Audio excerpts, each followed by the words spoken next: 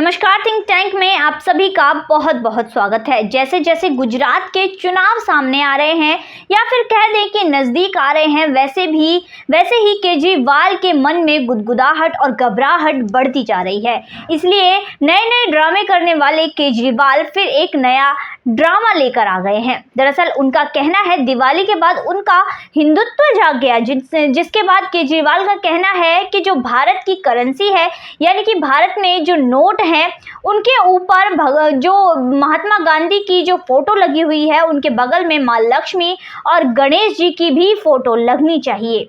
क्योंकि केजरीवाल को समझ आ गया है कि गुजरात में हिंदुत्व के खिलाफ अगर बोलेंगे तो वो बिल्कुल भी उन्हें अपनी जमानत भी जब्त करानी मुश्किल हो जाएगी, जीतना तो बहुत दूर की बात है। तो इसी के चलते गुजराती लोगों को रिझाने के लिए उन्होंने एक और नया पैतरा अपनाना शुरू कर दिया है।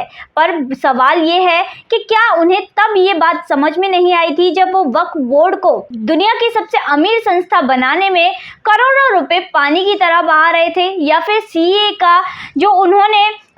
का प्रोटेस्ट शाहीन बाग में किया, जो उसका पूरा ऑर्गेनाइजेशन किया उनके लोगों ने, तब उन्हें ये बात समझ नहीं आई थी। अब जाकर उन्हें ये बात समझ आई है। अपनी खोखली राजनीति के लिए वो अब इस हद तक गुजर चुके हैं कि वो इंडोनेशिया का भी उदाहरण देने लगे हैं कि इंडोनेशिया एक मुस्लिम देश होते हुए भी वहाँ की करेंसी पर गणेश जी का फोटो लगा हुआ है। पर आपको बता दूं, इंडोनेशिया में गणेश जी का फोटो लगा हुआ है क्योंकि वो वहाँ का कल्चर है। बट उन्होंने कभी भी अपने रिलीजियस सिंबल में गणेश जी को ऐड नहीं किया है, या फिर हिंदू किसी भी देवी देवता को ऐड नहीं किया है।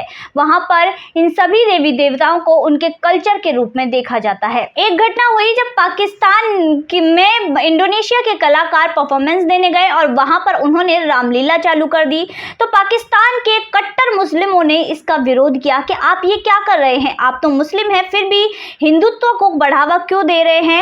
तो वहां पर जो कलाकार थे उन्होंने कहा कि यही हमारा कल्चर है, और बिना परफॉर्मेंस किए ही इंडोनेशिया वापस आ गए।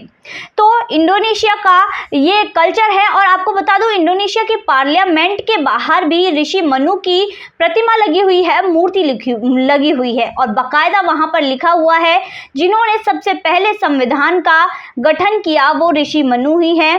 तो उनका नाम भी लिखा हुआ है और उनकी मूर्ति भी लगी हुई है। तो आपको बता दूं कि क्या केजरीवाल ऐसा कर सकते हैं?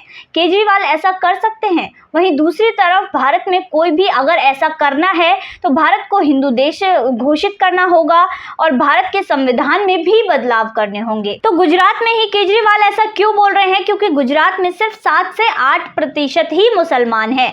तो यहाँ पर ऐसा बोल रहे हैं क्योंकि इनके वोटों से कुछ फर्क पड़ने वाला नहीं है, सरकार बनने वाली नहीं है, तो कुछ कह भी दे तो क्या फर्क पड़ता है। वहीं दूसरी तरफ केजरीवाल अब हिंदुत्व का कार्ड खेलने की कोशिश कर रहे हैं, क्योंकि मोदी जी को उन्होंने कहा कि नोटों में भगवान गणेश और लक्ष्मी जी की फोटो होनी चाहिए, ताकि मोदी जी, क्योंकि नोटों में इस तरह का बदलाव नहीं हो सकता, जिसके बाद गुजरात की जनता को वो जाकर बता सके कि मैंने मोदी जी से इस तरह की बात की थी, पर मोदी जी राजी नहीं हुए क्योंकि मोदी जी हिंदू नहीं है।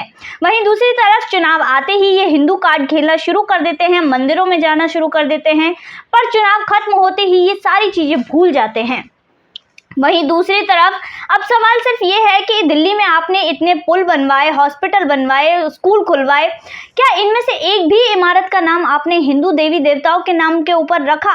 अगर हाँ, तो ही आप इस तरह की बात करने के हकदार हैं, और अगर नहीं तो आप बिल्कुल भी एक ऐसे नेता हैं जो एक चुनाव के टाइम पर ही हिंदू होते हैं। तो ऐसे नेताओं से बचकर रहना चाहिए। वहीं दूसरी तरफ चुनाव आते ही ये इस तरह का कार्ड क्यों खेल रहे हैं? क्योंकि इनके कई नेता हिंदू लोगों का धर्मांतरण करते हुए पकड़े गए हैं, जैसे कि गोपाल इटालिया का जो बयान आया था उसके बाद केजरीवाल बौखला गए हैं और अपनी पार्टी का बचाव करने में तुले हुए हैं। तो ऐसे नेताओं से हमेशा ही बचकर रहना चाहिए, क्योंकि ऐसे नेता देश के लिए खतरा हो सकते हैं। तो आज की वीडियो में बस इतना ही, फिर मुलाकात होगी ऐसी ही वीडियो के साथ। तब तक के लिए देखते रहिए थिंक टैंक।